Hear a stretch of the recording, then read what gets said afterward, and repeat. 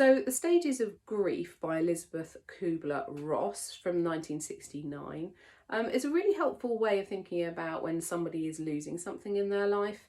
So it was designed around the process of people dying, but actually it's really relevant and helpful for other things as well. So it doesn't have to be about death. It could be the loss of a job, it could be the loss of a relationship, it could be many different kind of ways of experiencing something where you feel like you're losing something in your life.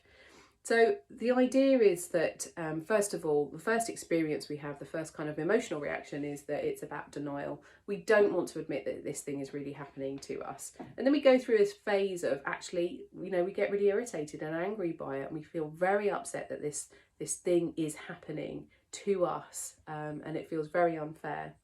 And then we hit the kind of the low point of the curve, which is depression. We feel overwhelmed, we feel helpless, we feel like there's nothing that we can do about it. It's, it's taking over our whole lives. We feel like we're just needing to give up, basically.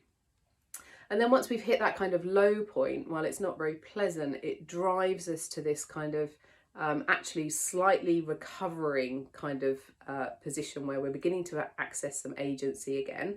And what we're doing is we're bargaining. We're beginning to kind of negotiate and go, well, if this is going to happen, then I would need to do this, or I need to have this in place instead. Or you start to kind of negotiate, bargain with yourself and with others about how you're going to handle this new way of being.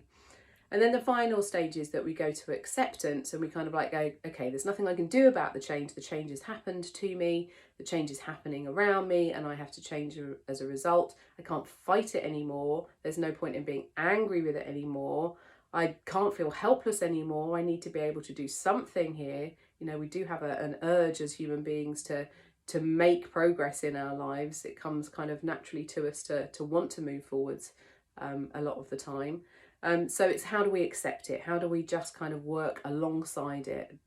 Have it as a scar or a wound, but to also continue to survive with that there. So some of the things that can help are about giving you information and communication, providing emotional support, and giving guidance and direction. And I think sometimes knowing that it is a bit of a cycle, it's a process that you go through, can be helpful for people so that they don't get lost in that depressive bottom of the curve. Now, interestingly, again, similar to Maslow's hierarchy of needs in a previous video, it wasn't ever designed really to be a linear process. We don't go through it from A to E. We actually kind of like go backwards and forwards, and we might go forwards a few stages and then come back again, and then go forwards another few stages and come back again. So it's not a sort of singular linear process. So if you're explaining it to a client, just kind of let them know that it's okay to be wherever they are, but that this too will pass.